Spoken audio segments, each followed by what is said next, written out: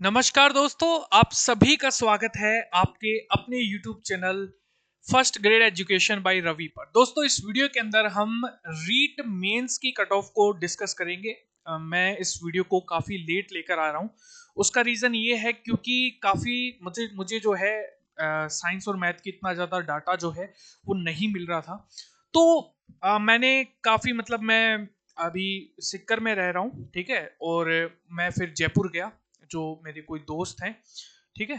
तो वहां पर मैंने उनकी कोचिंग से कुछ डाटा लिया, जो कि क्योंकि वो स्पेशली साइंस और मैथ के ही टीचर हैं, और साइंस जो है वो मेरे साथ अनअकैडमी पर पढ़ाया करते थे, तो इसलिए मुझे उनकी जो जानकारी है वो थी। तो मैंने काफ़ी ऑफलाइन जो डाटा है वो इकट्ठा किया, और इसलिए मुझे इस वीडियो को लाने में काफ़ी टाइम लग गया। तो इसके लिए मैं माफ़ी चाहता हूँ।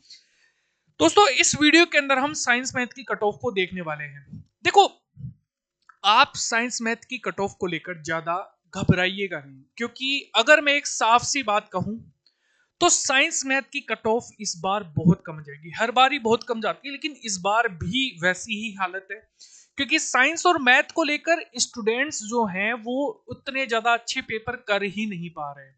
मैं आपको एक चीज बताता हूं, ये पूरा डाटा जो है वो मैंने लगभग 800 प्लस स्टूडेंट्स से इकट्ठा किया है, और वो भी ऑफलाइन की अगर हम यहाँ पर बात करें, ऑफलाइन कोचिंग की अगर हम यहाँ पर पर्टिकुलरली बात करें। तो इस वीडियो के अंदर हम ये जानेंगे कि क्या कट ऑफ रहेगी, कितनी पोस्ट थी, हर एक चीज को हम यहां पर डिस्कस करेंगे, एनालिसिस करेंगे आप लोगों के लिए। ये REET mains level 2 science math के लिए आप लोगों के लिए वीडियो है। दोस्तों, इसके अंदर हम एक्सपेक्टेड कट ऑफ की बात करेंगे। एक्सपेक्टेड कट ऑफ का मतलब एक्सपेक्टेड कट ऑफ ही होता है, ठीक है। अगर मान लीजिए किसी स्टूडेंट के इतने भी नहीं बन रहे तो गाली देने की जरूरत नहीं है, ठीक है, क्योंकि आप एक टीचर बनने वाले हैं, है ना। और भले ही आप सेलेक्ट हो ना हो, लेकिन कम से कम आप एक अच्छे मनुष्य तो बनेंगे, है ना। लेकिन मेरी तो पूरी ये मनोकामना है कि जितने आपके प्रश्न सही हुए हैं, कट ऑफ उतनी ही जाए। चाहे आपके 10 क्वेश्चन सही हुए हैं, तो मेरी मनोकामना यही है कि आप शिक्षक बने, क्योंकि कोई जॉब लगता है तो डेफिनेटली सबको प्रशंसा होती है, मतलब सबको खुशी होती है दिल से, है ना। तो ऐसी कोई बात नहीं है। मेरी ये जो प्रॉपर जो भी मैं आपको बताऊंगा कि यार इतनी जा सकती है, तो देखो, कम जा सकती है। मैं अभी भी ये कह रहा हूं, मेरा मानना यह है कि कम जा सकती है, लेकिन मैं अपने एक्सपेक्टेड जो कट ऑफ है वो बता रहा हूं, जो मैं मान रहा हूं, ठीक है। मैं पहले ही बता देता हूं, इससे कम भी जा सकती है कट ऑफ, डेफिनेटली मुझे लग रहा है ये कि इससे कम जाएगी। लेकिन मैं अगर मान लीजिए एकदम कम बता दूंगा, तो फिर कहीं ना कहीं फिर गलती होने की चांसेस भी ज्यादा है ना।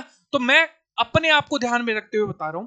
देखो, एक्सपेक्टेड कट ऑफ की बात की जाए तो टोटल पोस्टें जो है वो 7,435 पोस्टें थी।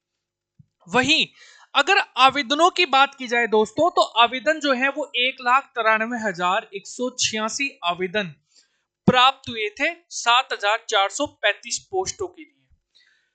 आपको पता है कि उपस्थित विद्यार्थी जो है 1,89,323 विद्यार्थी जो है वो आप लोगों को इस बार देखने को मिल रहा है। यानी कि ओवरऑल अगर कंपटीशन देखा जाए तो 26 के आसपास का जो कंपटीशन है आप लोगों को वो देखने को मिलेगा दोस्तों।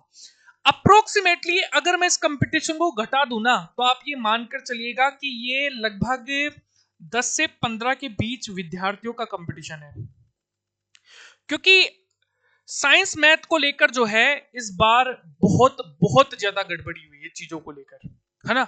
अगर आप लोगों को पूछेंगे कि पेपर किस लेवल का हुआ है, तो बहुत खराब गया है लोगों को, है ना। तो इस बार का ये चीज आप लोग ध्यान रखिएगा, डरने की जरूरत नहीं है। कट ऑफ जो भी मैं बताऊंगा उससे कम ही जा सकती है। अच्छा, इस चीज पर मैं पहुंचा कैसे वो भी आप देख लीजिए। यहां पर अगर हम पर्टिकुलरली बात करें कि पेपर का लेवल कैसा था, देखो 100 क्वेश्चन जो हैं, 100 क्वेश्चंस जो हैं उसके अंदर इस बार गेम सलटने वाला है। 100 क्वेश्चंस के अंदर क्यों? क्योंकि 100 क्वेश्चंस के अंदर मॉडरेट लेवल का पेपर था। 40 क्वेश्चन, 60 क्वेश्चन इजी थे, लेकिन 40 क्वेश्चनों के बाद पेपर जो है वो मॉडरेट था। मॉडरेट का मतलब इजी से थोड़े से अपर लेवल के क्वेश्चन।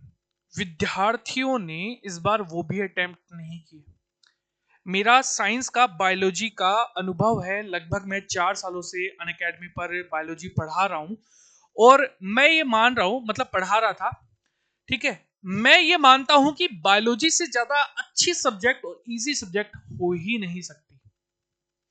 लेकिन इस बार का पेपर अगर आप देखोगे तो स्टूडेंट्स ने मॉडरेट लेवल के पेपर को भी यहां पर पूरे तरीके से वो सोल्व नहीं कर पाए।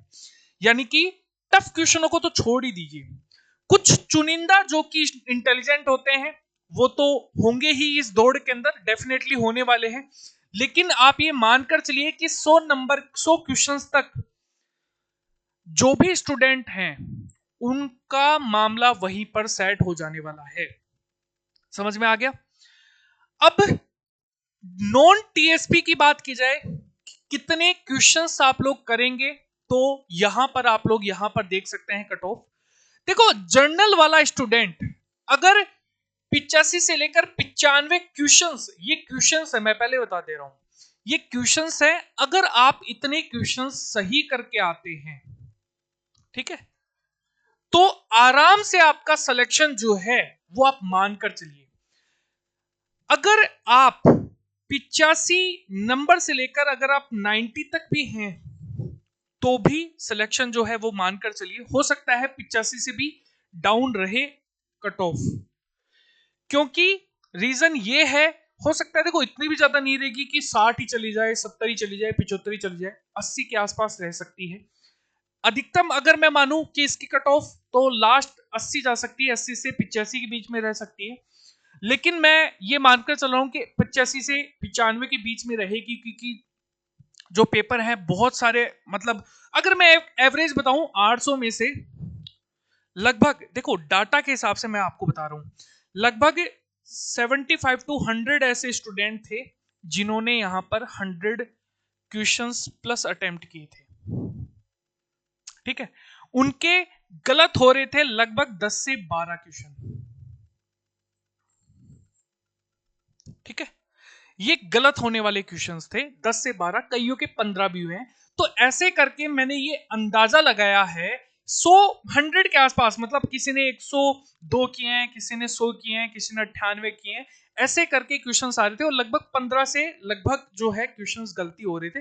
इसका अंदाजा मैंने इसलिए लगाया है 85 टू 95 कि अगर ये 800 के डाटा में इतना है तो लगभग 1,90,000 के आसपास जो है स्टूडेंट्स अपीयर हुए थे, तो कहीं ना कहीं जो संख्या है वो डेफिनेटली आगे बढ़ेगी। ईडब्ल्यूएस के अंदर बात की जाए तो लगभग 80 से 90 के आसपास कट ऑफ रहनी चाहिए। वही कट ऑफ आप लोगों को ओबीसी के अंदर भी देखने को मिलेगी, लगभग वही 80 से 90 के बीच में आप लोगों को कट ऑफ देखने को मिलेगी। एसटी के अंदर लगभग 75 से 80 नंबर तक आपकी जो कट ऑफ है वो जा सकती है। यानी कि अगर आप यहां पर एससी और एसटी, मैं ये मान रहा हूं कि एसटी के अंदर एसटी और एससी के अंदर है ना, आप 75 प्लस नंबर है ना, तो आपका सिलेक्शन 100% है। घबराइएगा ही नहीं, हो सकता है इससे नीचे भी चली जाए कट ऑफ, लेकिन 70 तक जो भी स्टूडेंट है ना, ये जो कट ऑफ दी हुई ना, अगर आप इसके बीच में कहीं पर भी हैं तो आपका सिलेक्शन 100% है। ये 100% वाला सिलेक्शन है। इसका मतलब ये है कि भाई इससे नीचे जैसे कि 80 के आसपास जाएगी तो आपका सिलेक्शन हो सकता है, ये पूरी पूरी संभावनाएं बनती हैं। लेकिन हाँ, ये कट ऑफ मैं 100% वालों की कट ऑफ जो है वो यहां पर बता रहा हूं। तो अगर आप तैयारी कर रहे हैं, देखो रीट के अंदर आने वाले टाइम में बहुत सारी वैकेंसी है। अगर मैं पर्टिकुलरली बात करूं ना, लगभग 1,00,000 वैकेंसी आप लोगों को आने वाले टाइम में राजस्थान सरकार के द्वारा बजट सत्र के अंदर, बजट के अंदर ये घोषणा करी गई थी 10 फरवरी को। और लगभग आप ये मानकर चलिए कि आप लोगों को साइंस के अंदर लगभग 7,000 प्लस वैकेंसियां ही इस बार भी देखने को मिलेंगी लेवल 2 के लिए। यानी कि आपकी संभावनाएं देखो, इस बार है ना, जब भी वैकेंसी का नोटिफिकेशन आएगा सबसे पहले आप लोगों के लिए लेवल 2 के लिए साइंस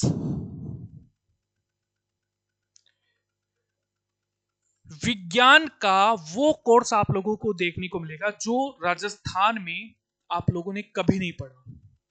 मैं आपको इस बात की गारंटी देता हूं, अगर आप लोगों ने सिर्फ क्लास को देखा और कुछ पॉइंट्स याद कर लिए ना, तो मैं आपको गारंटी देता हूं कि आप लोग साइंस के अंदर बहुत हद तक आपका जो एक कॉन्फिडेंस है ना वो बिल्ड होगा। और आपको क्वेश्चंस दिखाऊंगा, मैं आपको खुद को ये अनुभव होगा कि आप लोगों ने ये क्लास जब आप देखेंगे ना, तो मैं आपको ये 100% कह सकता हूं कि आने वाले टाइम में आप लोगों को साइंस से बिल्कुल भी डर नहीं लगेगा। यानी कि जितनी कट ऑफ आपको मैं आज बता रहा हूं ना, वो तो आप कब का क्रॉस कर लोगे। ये मैं गारंटी दे रहा हूं, आपको चैलेंज दे रहा हूं कि आपको राजस्थान के अंदर अगर आप लोगों ने रीट लेवल के लिए तैयारी करी है और आप मेरे वाले वीडियोस देखिएगा, ठीक है। मैं ये नहीं कह रहा हूं कि मुझसे अच्छा कोई नहीं पढ़ा सकता, लेकिन मैं अन अकेडमी पर जब मैंने पढ़ाना स्टार्ट किया तब मैं रैंक 1 पे भी आया था। सोचिए, अन अकेडमी पर बड़े बड़े टीचर्स हैं, मतलब धुरंधर टीचर्स कहे जाते हैं, है ना, इंडिया लेवल में। लेकिन फिर भी अगर मैं पहले नंबर पर रैंक कर रहा हूं तो उसका मतलब है कि कहीं ना कहीं कुछ तो एक अहमियत होगी उस चीज की। वो अहमियत आपको जब आप इसके क्लासेस के वीडियोस देखेंगे ना, तब आपको ये चीज पता लगेगी। मैं आपको ये गारंटी दे रहा हूं। और हाँ, आप लोगों के लिए शिक्षा मनोविज्ञान जो है वो भी आप लोगों के लिए जल्द ही आने वाला है। शिक्षा मनोविज्ञान जो है काफी मतलब एकदम सिस्टमेटिक कोर्स, एकदम सिस्टमेटिक कोर्स। ऐसा सिस्टमेटिक कोर्स आपने कभी देखा ही नहीं होगा। आई चैलेंज यू, मैं आपको चैलेंज कर रहा हूं। और इतनी आसान भाषा के अंदर, इतने मतलब एक बायलैंग्वेज टाइप में, मतलब आपको जितना आसान हो सकता है ना उतना आसान मैं आप लोगों को समझाऊंगा। ऐसा नहीं है कि सिर्फ हिंदी को लेकर, इंग्लिश को कई जगह इंग्लिश में कंफ्यूजन होता है, इंग्लिश हिंदी में कंफ्यूजन होता है। मनोविज्ञान साइकोलॉजी एक ऐसा टॉपिक है, एक ऐसा पूरी आप ये कह सकते हैं ऐसे टॉपिक्स उसके अंदर आते हैं जहां पर बायलिंगुअल की जरूरत है। और वो एग्जांपल्स आपको दिए जाएंगे जिससे आप खुद कनेक्ट कर पाए, जो आपकी लाइफ के अंदर जो चीजें घटित हुई हैं उनसे आप कनेक्ट कर पाए, वो एग्जाम्पल आपको दिए जाएंगे। और साइंस साइंस की दृष्टि से है ना, साइंस की दृष्टि से आप लोगों को साइकोलॉजी भी समझाई जाएगी। यानी कि मैंने जब ये चीज देखी कि यार साइकोलॉजी के अंदर लोग इतना घबरा क्यों रहे हैं, क्योंकि जब ये पाया मैंने इस बार कि यार साइकोलॉजी के अंदर क्या हो रहा है, लोगों के क्वेश्चंस गलती क्यों हो रहे हैं, तब मैंने बहुत सारे स्टूडेंट से बात की तो उन्होंने ये कहा कि सर कुछ सिस्टमेटिक ढंग से पढ़ाता ही नहीं है। ऐसा मतलब किसी दो टीचर्स को देख लो ना आप, तो आप ये बता ही नहीं सकते यार इतना क्या डिस्प्यूट है, मतलब वो अलग पढ़ा रहा है वो अलग पढ़ा रहा है। मैं आपको ये चैलेंज करता हूं कि जब आप ये देखेंगे ना तो आप ये पाएंगे कि यार ये बहुत सिस्टमेटिक है। मैं आपको बहुत अच्छे से और बहुत ही सिस्टमेटिक ढंग से जो है वो चीजें करवाने वाला हूं। तो अगर आप चाहते हैं कि आप इस चैनल के साथ इन फ्यूचर जुड़े तो इस चैनल को सब्सक्राइब कीजिएगा, इस बेल आइकन को जरूर दबाइएगा और इस वीडियो को लाइक करना बिल्कुल भी मत भूलिएगा। अगले वीडियो में मिलते हैं। धन्यवाद दोस्तों।